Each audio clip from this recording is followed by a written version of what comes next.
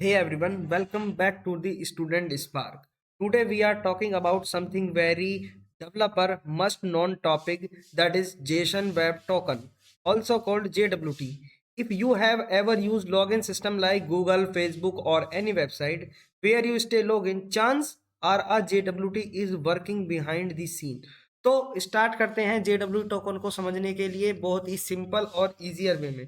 तो सबसे पहले बात करते हैं व्हाट इज JWT। हम बात करने वाले हैं JWT। आखिर JWT क्या होता है? बेसिकली JWT हमारा अगर फुल फॉर्म की बात करते होता है हमारा Jason web token. Jason web token JWT क्या है? बेसिकली ये एक सिक्योर वे है क्लाइंट और सर्वर के बीच में इंफॉर्मेशन को शेयर करने का। तो इसकी डेफिनेशन जो है वो भी इसको लिख लेते हैं, यहाँ पर आप नोट डाउन कर लेना।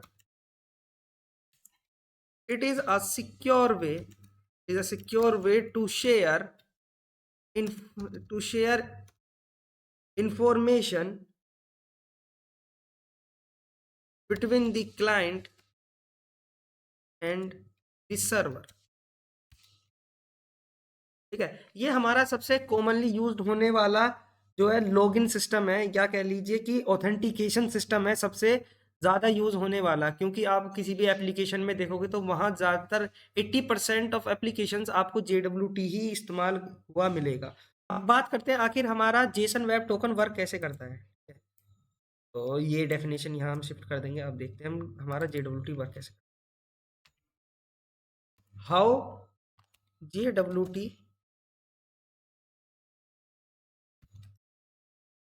अब JWT वर्क कैसे करता है। मान लीजिए आपको सिंपल हम एग्जांपल लेंगे एक लॉगिन फंक्शन का, आपको लॉगिन करना है तो ये कुछ स्टेप्स के अंतर होता है। तो सबसे पहला स्टेप नंबर वन इसमें क्या करोगे, यूजर हमारा लॉगिन करेगा, यूजर लॉग्स इन। तो इसमें क्या होगा, यहाँ पर आप सिंपली क्या करोगे, जब यूजर लॉगिन करेगा तो उसके अंदर क्या डालोगे आप अपना एक तो ईमेल ईमेल देन आप अपना पासवर्ड डालो। यूजर क्या करेगा, ईमेल और पासवर्ड डाल लेगा। फिर उसके बाद आता है हमारा स्टेप 2। तो हम बात करते हैं यहाँ पर अपने स्टेप 2 के बारे में। स्टेप 2 यहाँ क्या होगा, यहाँ पर सर्वर क्या है, आपने जो क्रेडेंशियल्स यानी ईमेल पासवर्ड जो डाले हैं उनको चेक करेगा। क्या करेगा, सर्वर चेक्स क्रेडेंशियल। सर्वर क्या करेगा, क्रेडेंशियल्स को चेक करेगा, यानी जो आपने ईमेल पासवर्ड जो प्रोवाइड किया हुआ है क्या वो सही है या नहीं है। ठीक है, इसमें क्या होगा, जैसे ही आपने ईमेल पासवर्ड डाला, अगर आपकी डिटेल्स यहाँ पर करेक्ट हो जाती है यानी ईमेल पासवर्ड आपका करेक्ट हो जाता है, तो उसके अंदर क्या होगा, सर्वर एक JWT टोकन क्रिएट करेगा। इस स्टेप में क्या होता है, यहाँ लिख लेते हैं। If your details are correct, if your details are correct, इस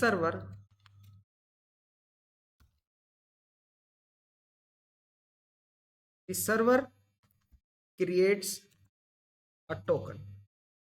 इट्स अ टोकन, बेसिकली जो वो होगा वो हमारा JWT टोकन होगा। बात करते हैं स्टेप 3 के बारे में। हमारा स्टेप नंबर, इस स्टेप 3 के अंदर क्या होगा, जैसे हमने करा था कि स्टेप 2 के अंदर हमारा टोकन जो है वो क्रिएट हो गया था। यहाँ क्या करेगा, सर्वर सेंड कर देगा, server sends the JWT to client, यानी हमारा JWT टोकन जो होगा वो क्लाइंट को सेंड कर देगा। ठीक है, अब इसमें सेंड कहाँ होगा, टोकन तुम्हारा टोकन है इस सेंड टू योर, मतलब आपके या तो ब्राउजर, अगर आप ब्राउजर से कर रहे हो, वरना आपका जो मोबाइल ऐप है उसके ऊपर, ब्राउजर और जिससे भी आप लॉगिन कर रहे हो इसके थ्रू भी। ठीक है, बात करते हैं अपने स्टेप नंबर 4 के बारे में। स्टेप 4 के अंदर क्या होगा हमारा, नहीं स्टेप 4 के अंदर क्या होगा, क्लाइंट उस टोकन को, जो टोकन सर्वर ने क्लाइंट को सेंड किया है यानी आपको जो सेंड किया है वो स्टोर होगा। क्या होगा, क्लाइंट स्टोर्स दी टोकन। टोकन कहाँ स्टोर होंगे, ये भी देखने वाली बात है। ठीक है, तो यूजुअली इसको नीचे लिखते हैं थोड़ा, यूजुअली स्टोर्स इन, इसके अंदर स्टोर करेंगे वो या तो आप, अगर हम रिएक्ट के ऊपर बात कर रहे हैं, रिएक्ट में मोस्टली जो है वो लोकल स्टोरेज के अंदर हम स्टोर करते हैं। यूजुअली रिएक्ट के अंदर लोकल स्टोरेज के अंदर अगर हम टेम्पलेट्स का इस्तेमाल कर रहे हैं तो वो हम सेशन सेशन स्टोरेज होता है हमारे पास, सेशन स्टोरेज। और इसी के साथ हम कुकीज़ के अंदर भी अपने टोकन को जो है वो स्टोर करते हैं कुकीज़ के अंदर। अगली आने वाली वीडियो में हम बात करेंगे कि लोकल स्टोरेज क्या होता है, सेशन स्टोरेज क्या होता है, हमारे कुकीज़ क्या होते हैं। तो 4 स्टेप अभी तक हमारे हो चुके हैं, अब केवल 2 स्टेप हमारे बचते हैं। अब हम बात करते हैं स्टेप नंबर 5 की तरफ। अब स्टेप नंबर 5 के अंदर क्या होता है, क्लाइंट जो है उस टोकन को यूज करता है फ्यूचर में जो भी रिक्वेस्ट होंगी, यानी जो भी अब हम रिक्वेस्ट करने वाले हैं क्लाइंट उसमें क्या करेगा, टोकन का यूज करेगा, ना कि अपनी पूरी डिटेल्स का, क्योंकि टोकन के अंदर ही हमारी डिटेल्स होती है।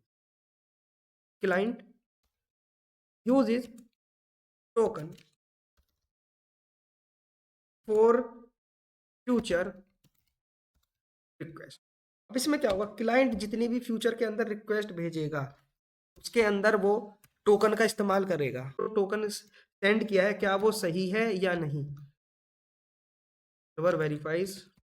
ठीक है, अगर आपका टोकन वैलिड है तो आपको एक्सेस मिल जाएगा। यहाँ क्या होगा, if token is valid access granted, चीज आपको मिल जाएगा। एल्स एक्सेस डिनाइड, जो भी हमारा होता है। ठीक है, अगर टोकन सही है तो आपको एक्सेस मिल जाएगा, नहीं एक्सेस डिनाइड हो जाएगा। अब बात करते हैं शुरू से कि आखिर हमारा ये वर्क कैसे करता है। ठीक है, एक बार सिंपल वे के अंदर समझ लेते हैं। स्टेप 1 के अंदर यूजर क्या करेगा, मान ली आप हो, आप अपने ईमेल पासवर्ड डालोगे। अगर आपने ईमेल पासवर्ड सही डाला है, स्टेप 2 के अंदर क्या करेगा, सर्वर जो है जो क्रेडिशियल्स यानी ईमेल पासवर्ड जो आपने डाले हैं उनको चेक करेगा। अगर आपकी डिटेल्स करेक्टेड हैं तो सर्वर एक टोकन क्रिएट कर देगा। स्टेप 3 के अंदर जो टोकन क्रिएट हुआ है सर्वर उसको सेंड कर देगा, तो सेंड कर देगा आपको। तो वो कहाँ जाएगा, या तो आपके ब्राउजर पे आएगा, अगर आप ब्राउजर से कर रहे हो, अगर मोबाइल ऐप से कर रहे हो तो मोबाइल ऐप पर जाएगा। स्टेप 4 के अंदर वो टोकन जो है आपके बेसिकली स्टोर होगा किसके अंदर, या तो लोकल स्टोरेज या सेशन स्टोरेज या आपकी कुकीज के अंदर। फिर क्या होगा, जो भी आप फ्यूचर के अंदर रिक्वेस्ट भेजोगे सर्वर को तो उसमें क्या होगा, वो टोकन उसके साथ जाएगा। अगर आप स्टेप 6 के अंदर हम देखें, अगर वो टोकन आपका करेक्ट है सर्वर वेरीफाई करेगा टोकन को, अगर टोकन करेक्ट है वैलिड है तो एक्सेस मिल जाएगा, नहीं है तो एक्सेस डिनाइज हो जाएगा। यही थी JWT की वर्किंग। अब बात करते हैं आखिर एक JWT के अंदर होता क्या है, इसकी थोड़ी कंस्ट्रक्शन समझ लेते हैं कैसे होता है, JWT के अंदर होता क्या है। अब बात करें what is inside a JWT, आखिर हमारे JWT के अंदर है क्या, तो खोल के देखते हैं इसे। सबसे पहले JWT जो है हमारा JWT, वो आखिर उसके पास 3 पार्ट होते हैं। 3 पार्ट्स के अंदर वो हमारा डिवाइड होता है। ठीक है, सबसे पहला पार्ट की अगर हम बात करें वो आता है हमारा हेडर, एक हमारा हेडर आता है। अगर हम सेकंड पार्ट की बात करें तो वो आता है हमारा पेलोड। और थर्ड यानी लास्ट पार्ट जो उसका होता है उसके अंदर आता है हमारा सिग्नेचर।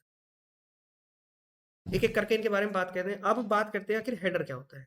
बेसिकली हेडर हेडर कुछ नहीं है, हेडर के अंदर क्या होता है, कुछ टोकन की इंफॉर्मेशन स्टोर होती है, मतलब टोकन किस टाइप का है और उसका हैशिंग एल्गोरिदम क्या है।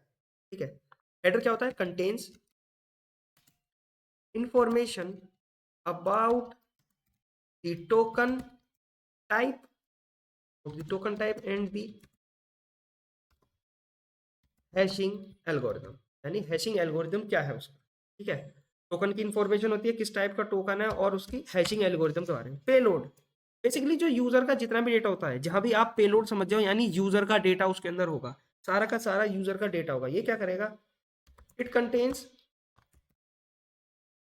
User information, user information like आपका यूजर आईडी, नेम, यूजर का रोल क्या है, एडमिन है क्या है, और आपकी एक्सपायरी टाइम, एक्सपायरी के अंदर ही आपकी ईमेल होती है, बेसिकली ईमेल वगैरह सारी चीज होती है। सिग्नेचर ये बहुत ही इंपॉर्टेंट पार्ट है, इसका थर्ड पार्ट है लेकिन बहुत इंपॉर्टेंट पार्ट है। ये क्या करेगा, ये हमारा काम आता है टोकन को वेरीफाई करने के लिए, used to verify use to verify the token to verify the token is genuine, यानी हमारा टोकन जेन्युइन है या नहीं है। ठीक है, करेक्ट टोकन है या नहीं है, बस यही था हमारा JWT के बारे में। ठीक है, यही आज की वीडियो समाप्त होती है। वीडियो अच्छी लगी हो तो चैनल को सब्सक्राइब करना, लाइक करना और कमेंट में बताना कि अगली वीडियो किस पर हो। बेसिकली अगली वीडियो क्या होगी, JWT का एक प्रॉपर आपको प्रैक्टिकल एग्जांपल मैं करके दिखाऊंगा, आखिर JWT हमारा होता क्या है, कैसे वर्क करता है। ठीक है।